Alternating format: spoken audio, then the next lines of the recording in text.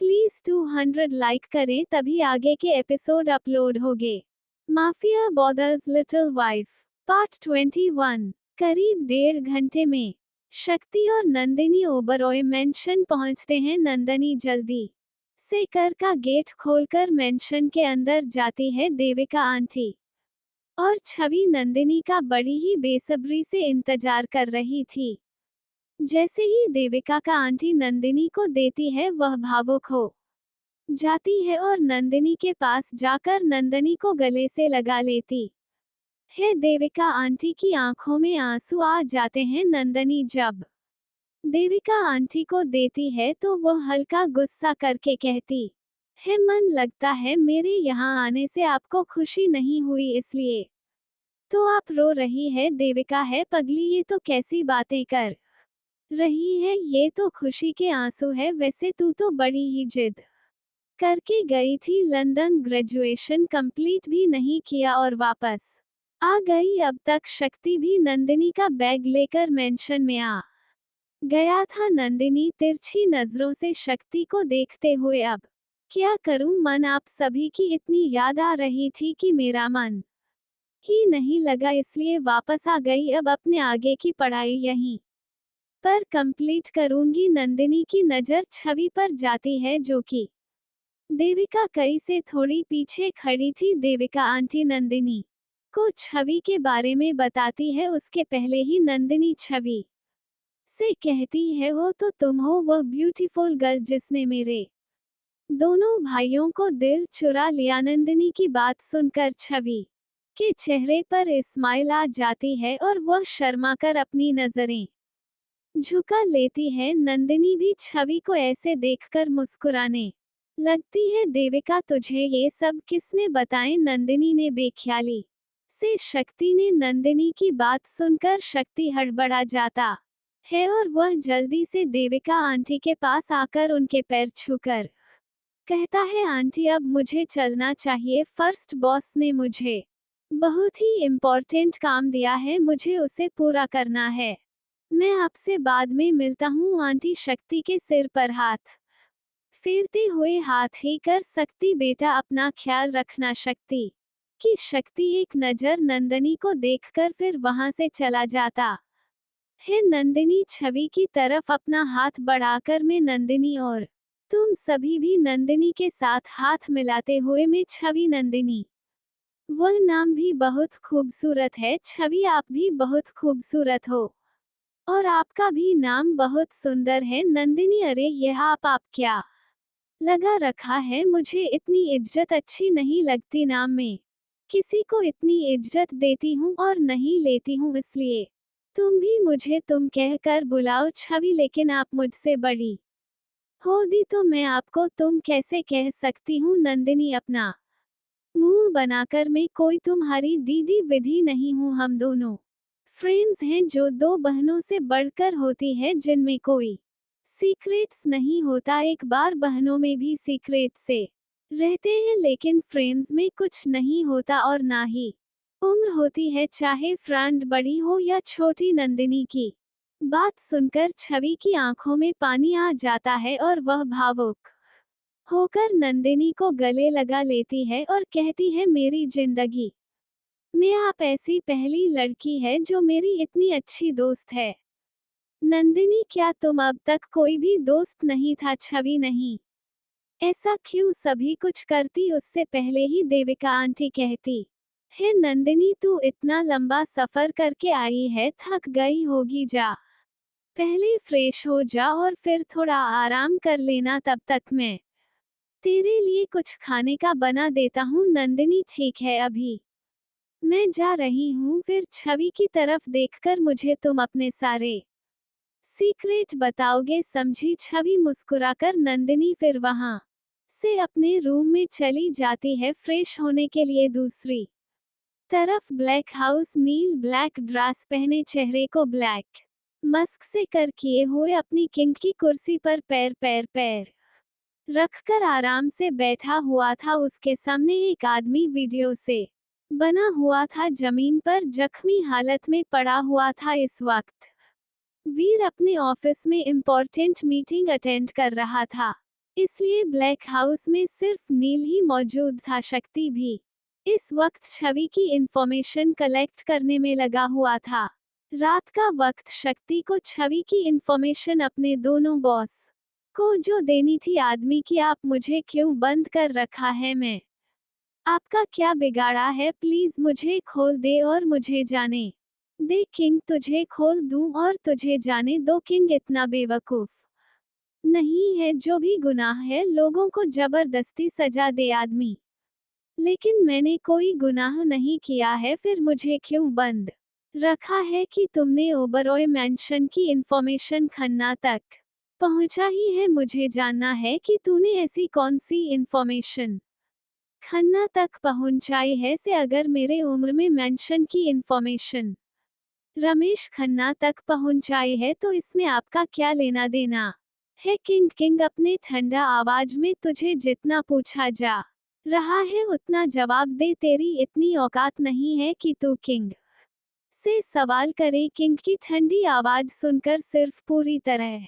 से कांप उठा और वह सोचने पर मजबूर हो गया कि आखिर वह ब्रदर और किंग का क्या लेना देना है। सैफ को जवाब नहीं देता देख किंग को और गुस्सा आने लगा। किंग शमशेर जल्दी से गर्म पानी लेकर आओ। किंग का ऑर्डर मिलते ही शमशेर आग में सुलगता हुआ सरिया लेकर आता है और कहता है, किंग और दर दीजिए किंग, ये ग्राम सया इसकी आंखों में डालो। इसकी हिम्मत कैसे हुई एम्प्लाई मेंशन पर अपनी गंदी नजर डालने की, और जब तक यह अपनी जुबान ना खोल तब तक इसके जिसके हर हिस्से में ये ग्राम सरिया घुसो सिर्फ गिरते हुए नहीं। नहीं किंग, ऐसा मत करो, मैं आपको सब कुछ बताने के लिए तैयार हूँ, प्लीज मेरे साथ ऐसा कुछ मत कीजिए। सैफ की बात सुनकर किंग के चेहरे पर तिरछी मुस्कान आ जाती है, लेकिन उसे कोई देख नहीं पाता क्योंकि किंग ने चेहरे पर मास्क लगाए हुआ था। किंग, तो फिर जल्दी से अपना मुंह खोलो, सिर्फ ओबरॉय मेंशन में कुछ हफ्तों से एक लड़की रह रही है, मैंने उसे लड़की की इंफॉर्मेशन रमेश खन्ना तक पहुंचा ही है और उसकी एक फोटो भी क्लिक करके उसको सेंड की है। से की बात सुनकर किंग ने गुस्से में अपनी मुटियार भेज ली और वह किंग की चेयर से खड़े होकर सबसे कहता है, तेरी इतनी हिम्मत हमारी प्रिंसेस पर अपनी गंदे नजर डाली, उसकी फोटो दुश्मनों तक पहुंचाने की। शमशेर, इसे इतना तड़पाओ कि यह मौत की भीख मांगे, लेकिन इसे मौत नहीं आनी चाहिए। इतना कहकर किंग वहां से निकल जाता है। किंग की कोई भी बात से को तो समझ में नहीं आ रही थी, वह तो ऐसा मंजेश में ही था, लेकिन वह इतना तो समझ गया था कि चंद पैसों के लालच में आकर उसने अपनी ही पैरों पर कुल्हाड़ी मार ली है। अब उसे पछतावा हो रहा था कि उसने चंद पैसों का लालच क्यों किया। किंग ब्लैक हाउस से निकलकर अपने घर में बैठकर निकल जाता है। गाड़ी थोड़ी ही आगे बढ़ी थी कि किंग का फोन वाइब्रेट होता है। किंग अपना मोबाइल निकालकर देखता है, जिसकी आईडी पर भाई नाम प्लेस हो रहा था। किंग अपना फोन कम पर लगाकर कहता है, बोलिए भाई वीर, उसे अपना मुंह है खिला या नहीं? नील, उसे सैफ ने हमारी प्रिंसेस की इंफॉर्मेशन उस खन्ना तक पहुंचाई है और प्रिंसेस की फोटो भी उसने खन्ना को सेंड की है। भाई, अब तक तो प्रिंस की फोटो देव तक पहुंच गई होगी। नील की बात सुनकर वीर अपने गुस्से को कंट्रोल करने के लिए अपनी आंखें कसकर बंद कर लेता है और फिर थोड़ी देर रुककर कहता है, तुम फिक्र मत करो नील, हमारे होते हुए किसी ने इतनी हिम्मत नहीं है जो हमारी छवि की तरफ अपनी गंदगी भी नजर डाल सके। हम छवि को हर तरह से प्रोटेक्ट करेंगे। हाँ भाई, आप ठीक कह रहे हैं, हमें प्रिंसेस की सेफ्टी के लिए सिक्योरिटी बढ़ाने होगी। अब तक तो प्रिंस मेंशन से कभी बाहर नहीं दी, लेकिन वो हमेशा मेंशन में तो नहीं रह सकती। कुछ ही दिनों में प्रिंस का कॉलेज जाना भी स्टार्ट हो जाएगा। वीर, नील सिर्फ सिक्योरिटी की छवि के लिए काफी नहीं है, हमें छवि के लिए कुछ ऐसा करना होगा कि छवि जहां भी जाए हमें पता चल जाएगी वह कहाँ है, लेकिन इस बात की भनक छवि को भी ना हो। भाई मेरे पास एक आइडिया है जिससे हर वक्त हम प्रिंस पर नजर रख सकते हैं। अच्छा, और वह आइडिया क्या है? नील वीर को फिर कुछ बताता है, जिसे सुनकर वीर भी कुछ और जाता है और कहता है तुम्हारा आइडिया बहुत अच्छा है। ओबरॉय मेंशन में छवि अपने रूम में नंदिनी के साथ बैठकर बातें कर रही थी। छवि को नंदिनी का नेचर बहुत अच्छा लगा था और नंदिनी को भी छवि का नेचर बहुत पसंद आता है। इतने कम वक्त में दोनों ऐसे घुल मिल गई थी जैसे बरसों पुरानी दोस्तों। दोनों ने अब तक अपने सारे सीक्रेट एक दूसरे से शेयर किए थे। नंदिनी ने छवि को ये भी बता दिया था कि वह शक्ति से प्यार करती है और छवि ने नंदिनी को अपने बीते हुए कल के बारे में सब बता दिया, जिसे सुनकर नंदिनी बहुत अपसेट हो जाती है और कहती है कितने जल हैं वो लोग, पता नहीं तुम इतने सालों तक उन लोगों के साथ कैसे रह रही थी। छवि छोड़ो ना इन सब बातों को, अब मैं उन सब बातों को भूल चुकी हूँ और तुम भी उन बातों को भूल कर अपसेट मत हो। हम लोग दूसरी बातें करते हैं, ठीक है? तो फिर ये बताओ कि तुम्हारे दिल में मेरे भाइयों के लिए क्या फीलिंग है? छवि मतलब मैं कुछ समझी नहीं। अरे मतलब कि तुम मेरे भाइयों से प्यार करती हो या नहीं? छवि पता नहीं, मैं इस बारे में कुछ समझ नहीं पा रही हूँ। अच्छा, ये बताओ कि वीर भाई और नील भाई में तुम्हें कभी कहा है कि वह तुमसे प्यार करते हैं? हाँ, उन्होंने मुझे ये बात कई बार बोली है कि वह दोनों मुझे बहुत प्यार करते हैं और मेरे साथ शादी भी करना चाहते हैं। नंदिनी मुस्कुरा कर अच्छा, जब वीर भाई और नील भाई तुम्हारे करीब आते हैं, तुम्हें टच करते हैं, तो तुम्हें कैसा लगता है? क्या तुम्हें उनका टच बुरा लगता है? नहीं, मुझे उनका टच बुरा नहीं लगता, बल्कि जब वो दोनों मेरे पास आते हैं तो मेरी धड़कनें बहुत तेज हो जाती हैं। मुझे मेरे पेट में गुदगुदी जैसी लगता है। मुझे बहुत अच्छा लगता है। नंदिनी खुश होकर अरे तो देवी जी, इसे ही तो प्यार कहते हैं। मतलब तुम मेरे दोनों भाइयों से प्यार करती है, सभी अपना मुंह है बनकर रहती है। मैं मानती नहीं ऐसा कोई प्यार होता है। नंदिनी अपना माथा पीटते हुए कहती है अब तुम्हें मैं कैसे समझाऊं? फिर कुछ सोचकर नंदिनी के चेहरे पर शैतानी मुस्कान आ जाती है। फिर वह कहती है तुम्हें पता है छवि, लंदन जाने से पहले मैं कहीं बाहर ओबरॉय ऑफिस गई हूँ। वहां पर मैंने एक लड़की को कहीं बाहर वीर भाई और नील भाई के आगे पीछे घूमते देखा है। उसका नाम तो मुझे नहीं पता, लेकिन मैं उसकी हरकतों से बता सकती हूँ कि वह मेरे भाइयों को रिझाने की कोशिश कर रही थी। हाँ, वह बात अलग है कि मेरे दोनों भाई उसे लड़की से प्यार नहीं करते होंगे, इसलिए तो उन्होंने तुमसे अपने प्यार का इजहार किया। लेकिन अब तक तुम अपनी फीलिंग समझकर वीर और नील भाई से अपने प्यार का इजहार नहीं करोगी तो उन्हें कैसे पता चलेगा कि तुम भी उनसे प्यार करती हो? और कहीं ऐसा नहीं हो कि मजबूरी में वो तुम्हें छोड़कर उसे लड़की के पास चले जाए और फिर उससे शादी कर ले। नंदिनी की बात सुनकर छवि एकदम से बेड पर खड़ी हो जाती है और कहती है नहीं, ऐसा नहीं हो सकता। मैं उसे चुड़ैल का मोहन और चलूंगी। उसकी हिम्मत कैसे हुई? मेरे दोनों प्रिंस पहले अपनी बुरी नजर डालने की, उस चुड़ैल को मैं छोड़ूंगी नहीं। अपने दोनों प्रिंस से तो मैं शादी करूंगी। नंदिनी अपने मुंह पर हाथ रखकर अपनी हंसी कंट्रोल करने की कोशिश कर रही है थी और अपने मन में रहती है शेरनी जगती वो। नंदिनी तेरा आइडिया तो कम कर गया। पता नहीं कौन लड़की होगी वह जिसका मेरी प्यारी भाभी मुंह नाचने वाली है। फिर नंदिनी रहती है हाँ, तो तभी जब तक तुम नील भाई और वीर भाई को प्रपोज नहीं करोगी तब तक उन्हें कैसे पता चलेगा कि तुम उनसे प्यार करती हो? छवि प्रपोज हो कैसे करते हैं?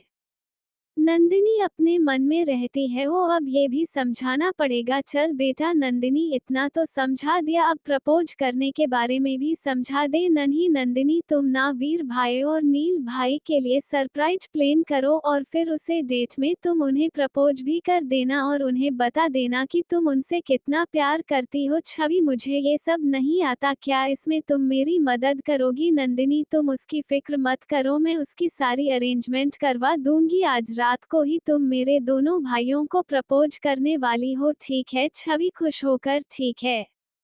पार्ट 22। रात के 8:30 बजे ओबरॉय मैंशन के गेट के बाहर एक ब्लैक कलर की कार आकर रुकी। वॉचमैन ने जल्दी से मैंशन का गेट ओपन किया। कर मैंशन के अंदर इंटर हुई। जल्दी से 2 बॉडीगार्ड कर के पास आए और उन्होंने कर के दोनों तरफ के गेट ओपन किया। गाड़ी की दोनों साइड से वीर और नील निकाल कर बाहर आए और सीधा मैंशन के अंदर चली गई। लिविंग रूम में सोफे पर देविका आंटी और नंदिनी बैठकर बातें कर रही थी। वीर और नील नंदिनी को देखकर खुश हो गई। नन्ही भी वीर और नील को देखकर खुशी से झूम उठी और जाकर अपने दोनों भाइयों के गले लग गई। कैसे हैं आप दोनों? वीर, हम ठीक हैं।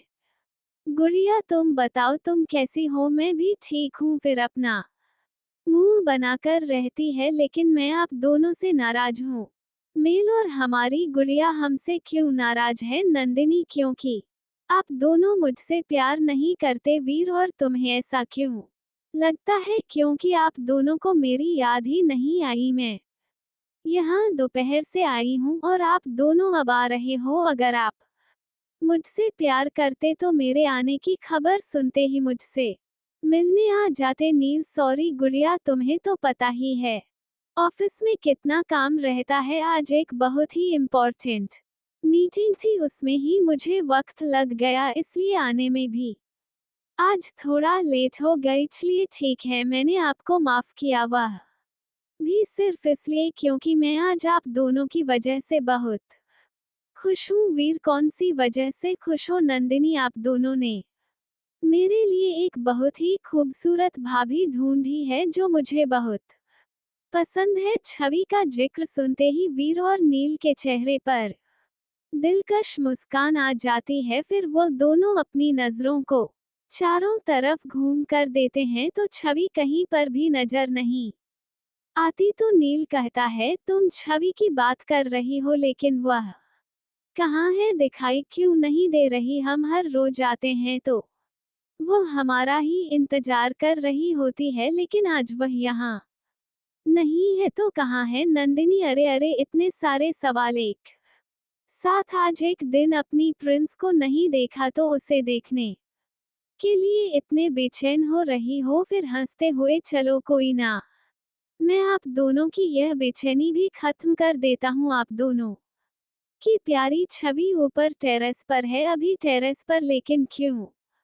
अब वो आप दोनों ऊपर जाकर देख लो, मुझे नहीं पता। नंदिनी की बात सुनकर वीर और नील अपना मुंह बना लेते हैं। उन्हें देखकर देविका काकी भी अपने आप को हंसने से नहीं रोक पाए। फिर वीर और नील टेरेस पर जाने के लिए अपने कदम सीढ़ियों की तरह बढ़ा देते हैं। टेरेस पर पहुंचकर वह देते हैं कि वहां बहुत अंधेरा है। फिर अचानक से उन दोनों पर ही हल्की डिम लाइट पड़ती है। जब वो दोनों अपने ऊपर हल्की डिम लाइट देखते हैं तो हैरान हो जाते हैं। फिर अचानक से ही पूरे टेरेस पर रोशनी हो जाती है और उन दोनों पर गुलाब के फूलों की बारिश होने लगती है। वीर और नील एक दूसरे को हैरानी से देख रहे थे और सोच रहे थे कि यह सब क्या है। फिर अपने सामने का नजारा देखते हैं तो देखते ही रह जाते हैं। वीर और नील अपनी नजर चारों तरफ घूम कर देते हैं तो उसकी नजर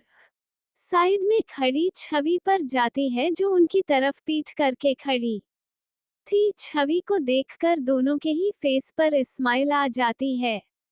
वो दोनों समझ जाते हैं कि छवि ने ये सारा डेकोरेशन उनके लिए ही किया है, उन्हें प्रपोज करने के लिए, क्योंकि सामने बड़े बड़े अक्षरों में मैरी मी कटे लगा हुआ था। लेकिन फिर भी नील अनजान बनते हुए छवि के पास चला जाता है और उसकी कमर में अपनी मां ही लपेटकर उसके कामों में अपनी सेडेक्टिव वॉइस में कहता है, प्रिंसेस ये सब क्या है, और फिर वह छवि के कानों को चूम लेता है, जिस वजह से छवि के अंदर सिहरन सी दौड़ जाती है और उसकी आंखें खुद पर खुद बंद हो जाती है। छवि को अपने में खोया हुआ देख नील दोबारा से कहता है, बोलो ना छवि, यह सब क्या है, तुमने ये सब क्यों किया है। नील की बात सुनकर छवि झट से आंखें खोलता है और कहती है, कहना जरूरी है क्या, कुछ बातें ऐसे ही समझ लेना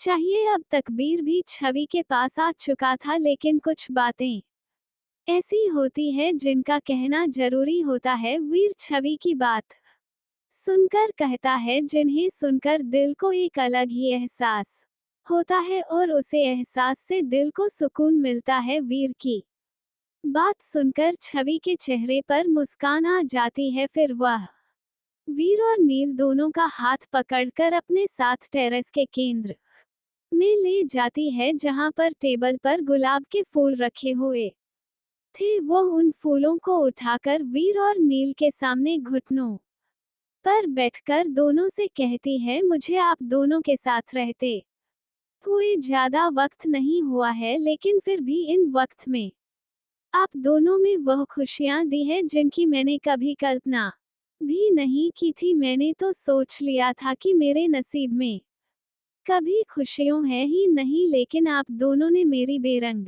जिंदगी में जाकर उसमें रंग भर दिए। शुरू में मुझे आप दोनों के साथ बहुत अनकंफर्टेबल लगता था, लेकिन धीरे धीरे मुझे आपकी आदत हो गई और कब मुझे आप दोनों से प्यार हो गया मुझे भी पता नहीं चला। लेकिन अब जब मुझे अपनी फीलिंग के बारे में पता चल गया है, तो मैं आपसे अपने इश्क का इजहार करती हूँ और आपसे कहना चाहती हूँ, विल यू मैरी मी। यह सब कहते वक्त छवि की आंखें भीग चुकी थी। छवि को इस तरह अपने घुटनों पर बैठे देख वीर और नीली छवि को उसके बाजू से पकड़कर खड़ा किया और छवि के हाथ से दोनों फूल ले लिए और फिर दोनों ने ही एक साथ छवि को अपने सीने से लगा लिया।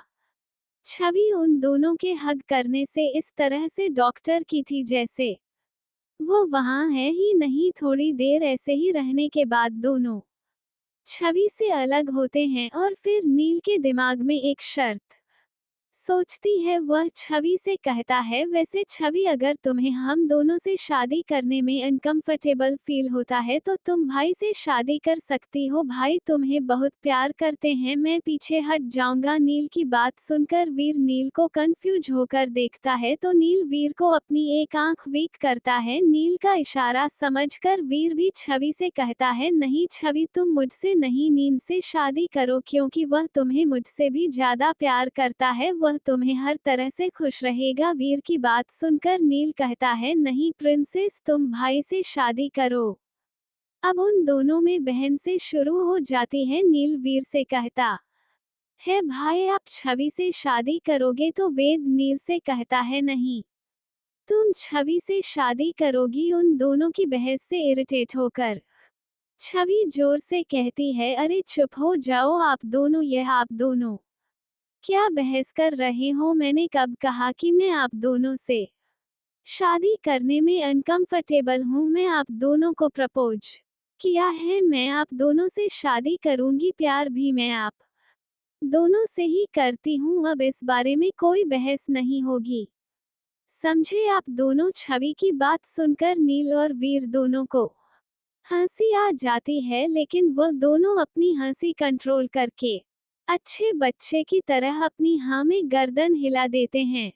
फिर छवि रहती है, आप दोनों ने अभी तक मुझे अपने प्रपोज का जवाब नहीं दिया। छवि की बात सुनकर वीर और नील दोनों एक साथ छवि का हाथ पकड़कर उसे कहते हैं, हाँ हम भी तुमसे बहुत प्यार करते हैं, तुमसे शादी करना चाहते हैं और तुमसे वादा करते हैं कि तुम्हें जिंदगी में कभी कोई तकलीफ नहीं होने देंगे। वीर और नील की बात सुनकर सभी खुशी से झूम उठती है और कहती है, तो बताओ फिर कब कर रहे हो मुझसे शादी? वीर, अभी तुम बहुत छोटी हो, छवि थोड़ी बड़ी हो जाओ फिर हम तुमसे शादी करेंगे। छवि अपने आप को देखकर कहती है, इतनी तो बड़ी हो गई हूँ और कितनी बड़ी होगी, और मुझे नहीं लगता कि अब इससे ज्यादा मेरी हाइट बढ़ेंगी। छवि की बात सुनकर वीर और नील दोनों को बहुत हंसी आती है।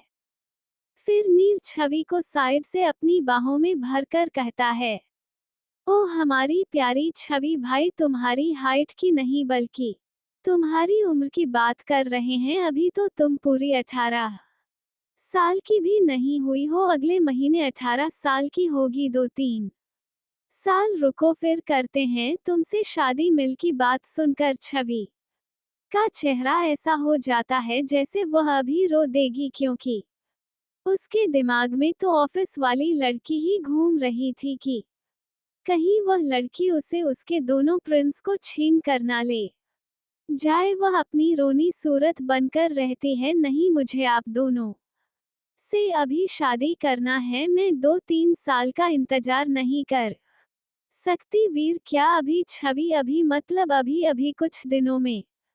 नील, पर प्रिंसेस इतनी जल्दी क्या है? छवि, मुझे नहीं पता, मैं कह दिया ना, मुझे आप दोनों से अभी कुछ दिनों में ही शादी करनी है, मतलब करनी है। वीर, ठीक है, तुम इतना जिद कर रही हो तो हम तुमसे शादी करने के लिए तैयार है, लेकिन अभी कुछ दिनों में नहीं बल्कि अगले महीने, जब तुम पूरे 18 साल की हो जाओगी। 1 महीना तो रुक सकती हो ना? छवि मुस्कुरा कर हमें सर हिला देती है। वीर, वैसे आज तुमने हमें बहुत ही खूबसूरत सरप्राइज दिया है, तो हमारा भी फर्ज बनता है कि हम भी तुम्हें एक खूबसूरत गिफ्ट दे। फिर वीर अपनी पॉकेट से एक छोटा सा बॉक्स निकलता है और उसे बॉक्स को वीर और मिल दोनों अपने हाथ में पकड़कर छवि के सामने घुटने के बल बैठ जाते हैं और उसे बॉक्स को खोलकर छवि से कहते हैं, यह है हम दोनों की तरफ से तुम्हारे लिए। छवि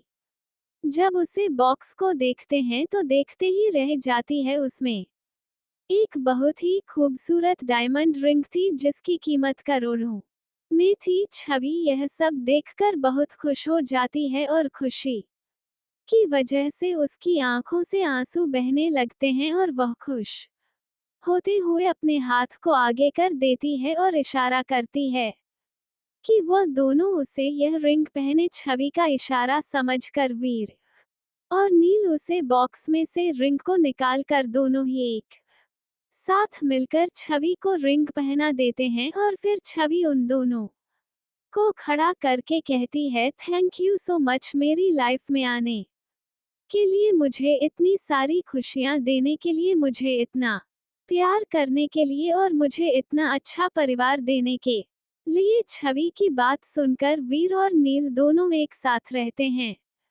थैंक यू सो मच हमारी लाइफ में आने के लिए, हमें प्यार करने के लिए, हमें इतनी सारी खुशियां देने के लिए और हमें इतना अच्छा सरप्राइज देने के लिए। आखिरी वाली लाइन सुनकर छवि शर्मा जाती है और वह अपना सर शर्म से झुका लेती है। इस तरह शर्माने से छवि के गाल हो लाल हो गए थे। सभी को इस तरह देख वीर और नील दोनों को ही छवि पर बहुत प्यार आता है और वह छवि को फिर से अपनी बाहों में भर लेते हैं। फिर छवि रहती है, चलिए जल्दी से आप डिनर कर लीजिए, आज आप का डिनर मैंने अपने हाथों से बनाया है। वीर्य नाराजगी से, क्या तुम्हें हमने पहले भी मना किया है ना? छवि, यह सब काम करने से तुम सुनती क्यों नहीं हो? छवि, मुझे पता है वीर, आपने मुझे कुछ भी काम करने से मना किया है, लेकिन आज मैंने ये सारा डेकोरेशन खुद आप दोनों के लिए किया है, तो फिर मैं डिनर किसी और को क्यों बने देती? आज मेरे हाथों का डिनर कर लीजिए प्लीज। नींद ठीक है, चलो वैसे भी मुझे बहुत भूख लगी है। वीर और नील छवि तीनों ही डिनर टेबल पर बैठ जाते हैं और चाबी वीर और नील को डिनर सर्व करती है और अपनी प्लेट में भी डिनर सर्व कर लेती है। वीर और नील दोनों ही अपने हाथों से छवि को खाना खिलाते हैं और छवि भी अपने हाथों से दोनों को खाना खिलाती है। अभी छवि ने सिर्फ 2 बीते ही खाई थी कि अचानक छवि को अजीब सा फील होता है और वह अपने मुंह पर हाथ रखकर वहां से उठकर टेरेस पर बने वॉशरूम में चली जाती है। वीर और नील छवि को इस तरह भागते देखकर परेशान हो जाते हैं और वह भी छवि के पास चले जाते हैं। वॉशरूम में वॉश बेसिन में छवि वो वोमिटिंग कर रही थी। नील छवि की पीठ को रब करने लगता है। वह वोमिटिंग करते हुए छवि की हालत बहुत ज्यादा खराब हो गई थी। थोड़ी देर में छवि अपने चेहरे को धोकर वॉशरूम से बाहर आती है, लेकिन अचानक उसे चक्कर आ जाते हैं और वह बेहोश होकर गिर जाती है। लेकिन वो गिरती उससे पहले ही नील छवि को अपनी बाहों में थाम लेता है। वीर और नील छवि को इस तरह देखकर घबरा जाते हैं तो वीर कहता है, नील तुम छवि को लेकर रूम में जो, मैं डॉक्टर को कॉल करता हूँ। नील छवि को अपनी बाहों में उठा लेता है और नीचे अपने रूम में लेकर जाता है। छवि को इस तरह नील की बाहों में बेहोश देख नंदिनी और देविका आंटी भी घबरा जाती है और देविका आंटी नील से पूछता है, बेबी जी को क्या हुआ? तो नील कहता है, पता नहीं आंटी। छवि को अचानक से वो वोमिटिंग स्टार्ट हो गई और फिर उसके बाद वह बेहोश हो गई। नील जल्दी से छवि को बेड पर लेट देता है। करीब 20 मिनट में ही डॉक्टर वहां पर आ जाती है और सभी को रूम से बाहर जाने को कहती है। डॉक्टर की बात सुनकर सभी रूम से बाहर आ जाते हैं और फिर डॉक्टर छवि का जयपुर कब करने लगती है। थोड़ी देर बाद डॉक्टर वीर और नील के पास आकर रहती है, कंग्रेचुलेशन मिस्टर ओबरॉय से इस प्रेग्नेंट। डॉक्टर तनु की बात सुनकर वीर और नील के चेहरे पर कोई भाव नहीं था, क्योंकि उन्हें पता था कि यह सब उसे रात का ही नतीजा है। लेकिन देविका आंटी और नंदिनी को तो जैसे सदमे में ही चली गई थी। वो दोनों वीर और नील को एक तक देख रही थी। देविका आंटी के मन में तो न जाने कितने सवाल उमड़ रहे थे, लेकिन नंदिनी के सामने उन्होंने चुप रहना ही ठीक समझा। डॉक्टर तनु, देखिए मिस्टर ओबरॉय, इन्हें थोड़ी वीकनेस है। ब्लड प्रेशर थोड़ा सा डाउन होने की वजह से इन्हें चक्कर आ गई और यह बेहोश हो गई। प्रेगनेंसी में ऐसा अक्सर होता रहता है। ब्लड प्रेशर का थोड़ा बहुत घटना बढ़ाना नॉर्मल है, इसलिए घबराने की कोई जरूरत नहीं है। मैं कुछ मेडिसिन्स लिख रही हूँ, आप इन्हें टाइम पर देते रहना। डॉक्टर तनु प्रिस्क्रिप्शन वीर को दे देती है और फिर वहां से चली जाती है। डॉक्टर के जाने के बाद देविका आंटी नंदिनी से कहती है, नंदिनी तुम अपने रूम में जाओ और आराम करो। देविका आंटी की बात सुनकर नंदिनी भी वहां से अपने रूम में चली जाती है। देविका आंटी, वीर बाबा ये सब क्या है? ये डॉक्टर क्या कह रही है? बच्चे की प्रेग्नेंट है आप? आंटी आगे कुछ कहती उससे पहले ही वीर कहता है, मुझे पता है आपके मन में इस वक्त कई सारे सवाल है, लेकिन मैं अभी आपके किसी भी सवालों के जवाब नहीं दे सकता। हम इस बारे में कल बात करेंगे। आप अभी अपने रूम में जाकर आराम कीजिए। वीर की बात सुनकर आंटी आगे कुछ नहीं कहती और अपने कमरे में चली जाती है। नील वीर से कहता है, भाई आज छवि हमें सरप्राइज पर सरप्राइज दे रही है। वीर, नील छवि का इतने कम उम्र में इतनी जल्दी प्रेग्नेंट होना क्या सही है? हमें इस बच्चे को अवॉइड करना होगा। नील, What are you saying, bro? How can you think like this about your baby? I don't agree with you. I will never let that happen. Veer, why do not you understand me? I want the image of myself giving birth to our baby, but when she matures.